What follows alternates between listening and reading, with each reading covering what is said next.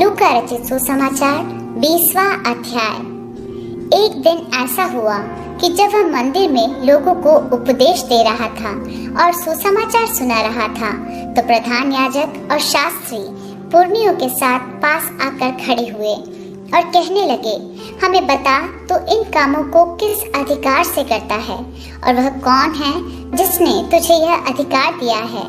उसने उनको उत्तर दिया, मैं भी तुमसे एक बात पूछता हूँ, मुझे बताओ, यूहन्ना का बपतिस्मा स्वर्ग की ओर से था या मनुष्यों की ओर से था? तब वे आपस में कहने लगे, यदि हम कहें स्वर्ग की ओर से, तो वह कहेगा, फिर तुमने उसकी प्रतीति क्यों न की? और यदि हम कहें मनुष्यों की ओर से, तो सब लोग हम पर पथराव करेंगे, क्योंकि वे सचमुच जानते हैं कि यूहन्ना भविष्यद्वक्ता था। अतः उन्होंने उत्तर दिया, हम नहीं जानते कि वह किसकी ओर से था। यीशु ने उनसे कहा, तो मैं भी तुमको नहीं बताता कि मैं ये काम किस अधिकार से करता हूँ। तब वह लोगों से यह दृष्टांत कहने लगा, किसी मनुष्य ने दाख की बारी लगाई और किसानों को उसका ठेका दे दिया और बहुत दिनों के लिए परदेश चला गया। जब समय आया तो उसने किसानों के पास एक दास को भेजा कि वे दाख की बारी के कुछ फलों का भाग उसे दे, पर किसानों ने उसे पीटकर छूछे हाथ लौटा दिया। फिर उसने एक और दास को भेजा और उन्होंने उसे भी पीटकर उसका अपमान करके छूछे हाथ लौटा दिया। फिर उसने तीसरा भेजा और उन्होंने उसे भी घायल करके निकाल दिया। तब दाख की बारी के स्वामी ने कहा, मैं क्या करूं?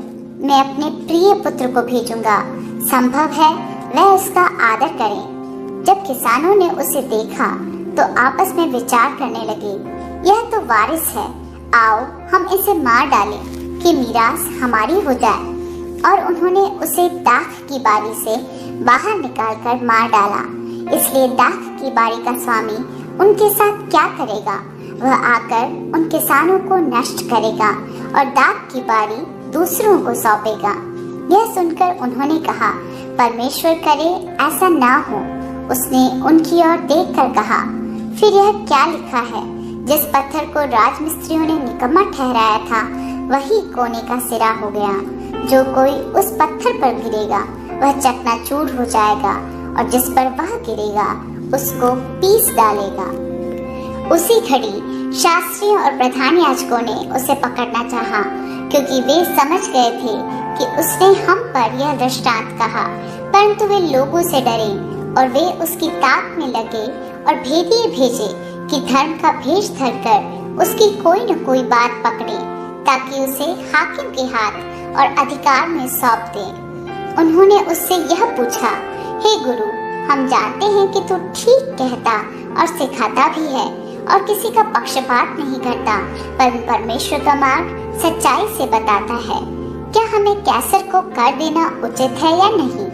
उसने उनकी चतुराई को ताड़कर उनसे कहा, एक दीनार मुझे दिखाओ, इस पर किसकी छाप और नाम है? उन्होंने कहा, कैसर का। उसने उनसे कहा, तो जो कैसर का है वह कैसर को दो, और जो परमेश्वर का है वह परमेश्वर को दो।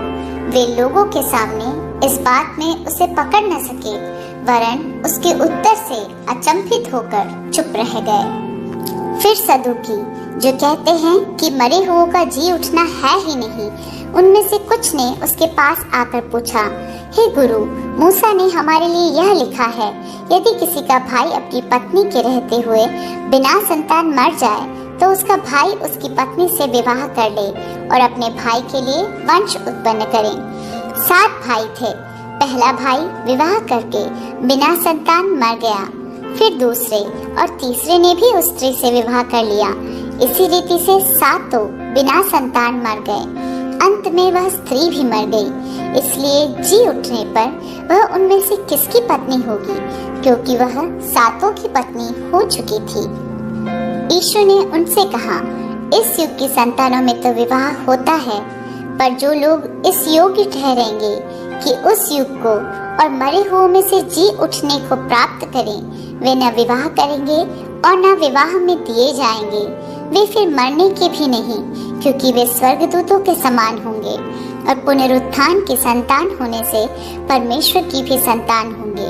परंतु इस बात को कि मरे हुए जी उठते हैं, मूसा ने भी झाड़ी की कथा में प्रकट की है कि वह प्रभु को अब्राहम का परमेश्वर और इसहाक का परमेश्वर और याकूब का परमेश्वर कहता है। परमेश्वर तो मुर्दों का नहीं परंतु जीवितों का परमेश्वर है, क्योंकि उसके निकट सब जीवित हैं। तब यह सुनकर शास्त्रियों में से कुछ ने यह कहा, हे गुरु, तूने अच्छा कहा, और उन्हें फिर उससे कुछ और पूछने का हियाव न हुआ। फिर उसने उनसे पूछा, मसीह को दाऊद की संतान कैसे कहते हैं? दाऊद आप भजन संहिता की पुस्तक में कहता है, प्रभु ने मेरे प्रभु से कहा, मेरे दाहिने बैठ, जब तक कि मैं तेरे बैरियों को तेरे पाँव के तले न कर दूं।